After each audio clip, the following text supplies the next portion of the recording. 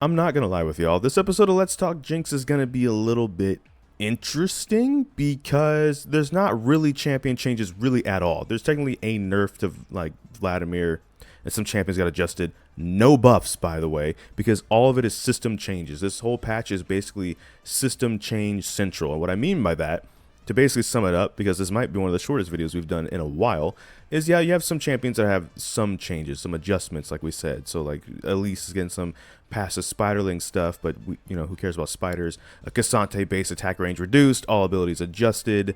Let's see, there was another one in here, Tristana, of course, a whole range of stuff from basic attack range, damage, and attack speed ratio being increased. Our damage profile reworked to account for AD ratio. I believe it has a stun on it now, for example. Yeah, new stun, things like that. And then Vladimir W healing excess is reduced against, minions. So there's stuff like that in there for champions. None of those really affect Jinx too much because they're not Jinx changes. Maybe a Jinx matchup with the Tristana changes that are worth talking about. But what we really need to talk about is the item changes, because a lot of these not only affect Jinx, but literally affect everyone. It's one of those weeks where if you want to, when this patch drops, play some ARAMs specifically so you can play as many different types of champions as possible to get a feel for what's changed, what people might be playing when they're playing against you or with you or when you're playing your champs. This is one of those kind of weeks, basically, because at most, in short, the cost on a lot of things has gone down. Okay, sure, 50 gold here, 50 gold here. Actually, 50 gold in a lot of things has gone down, but it means also a lot of their mana or power in some cases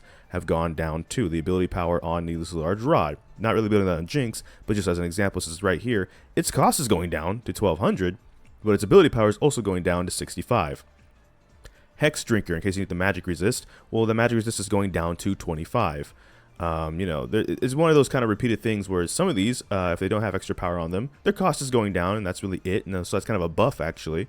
But in some other cases, like Zeal, Jinx builds Zeal items, the cost is not only going up by 100 gold, but the movement speed is also going down from 5 to 4%. So really, you gotta have to look at what you're building, because, okay, so the thing is, too, the ideology is they want to reduce early game power, essentially, and snowball potential, which obviously hurts Jinx, because Jinx is usually called a late game scaling hyper carry, if I can speak words. But actuality, if you even ask August, the more opinion there is she's a snowball. She can be good in the late game because by then you're going to have your items. But, most champions are going to be pretty powerful in the late game when they get all their items.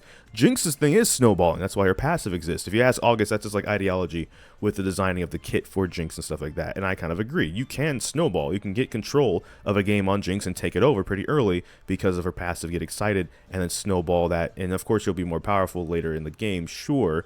But, if you're trying to get rid of Snowball or reduce Snowball, that is going to reduce Jinx a little bit.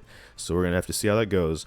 Not only, and then tanks, things that we're supposed to shred as DPS, Thorns, damage is going from 6 to 10 on Bramble Vest. Not even the completed item, just on Bramble Vest, which on one hand I kind of feel good about.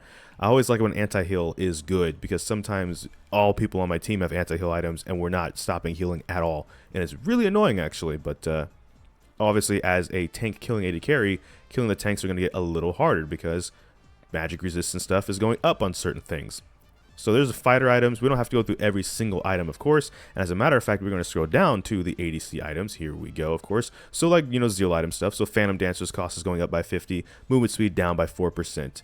Navaria Flicker Blade, if you build that, goes up by 50 gold cost and down by 3% on the movement speed. And that's the case for a lot of the Zeal items. Are a lot of the same. Energized Damage or Rapid Fire Cannon's also going down, by the way.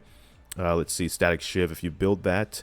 Rage Blade, Lord Dominic's regards. The attack damage is going down by 10. What a reminder, the cost is going up by 200, and the armor penetration is going down by 30%. Okay, cool. Kraken Slayer, if you like that one, 50 to 45, 5% to 4% on hit damage is actually going up at the beginning. So instead of 140 to 310, it's gonna be 150, but to 200, and then it's still 80% for range.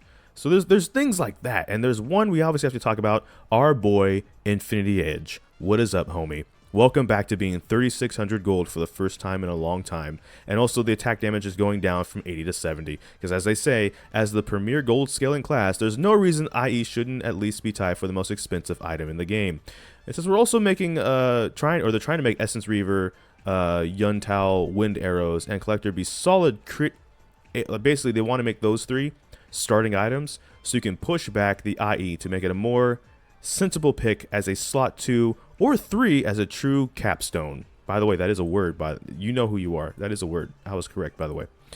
Anyways, I disagree personally, but of course I do. They're changing AD carry stuff. What AD carry player usually doesn't disagree, but I'm not building those items over Infinity Edge. This is still the item I'm going to want to get as soon as possible because that's the way the game usually plays out, and that's the thing about build pass, that sometimes you got to deviate because the game goes south a lot faster than a second or especially third item.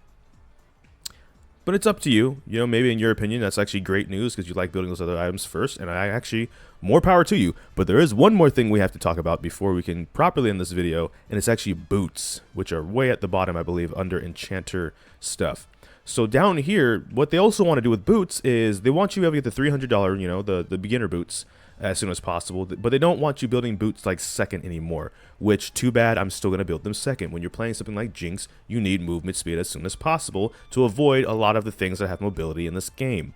So that, for me, it's not going to work no matter what they're doing here. But just for the record, so Berserker's Greaves, for example, attack speed is going from 30% to 25%. The recipe is now boots plus dagger plus 500 gold. That's what it was. Now it's boots plus dagger plus another dagger plus 300 gold. So daggers, as we saw up top, we're now going from 300 gold to 250 gold. So it's 300 gold plus 250 plus 250, so that's 800 plus 300, which is now the 1100. Lethal Temple is making a return if you're someone that liked building Lethal Temple on Jinx. Attacking an enemy grants a stack of Lethal Temple for 6 seconds, up to 6 stacks. Each stack grants 5% melee, 4% range, attack speed. At max stacks, attacks also fire a note that deal a note. Okay, we're musical now. 9 to 30 melee, 6 to 24 range, increased by 1% per 1 bonus % attack speed as bonus adaptive damage. Tracking. Lethal Temple now tracks how many of your attacks against champions are perfectly timed. Perfectly timed. Attacks launch within a quarter second of when your attacks is ready after the previously attacking a champion.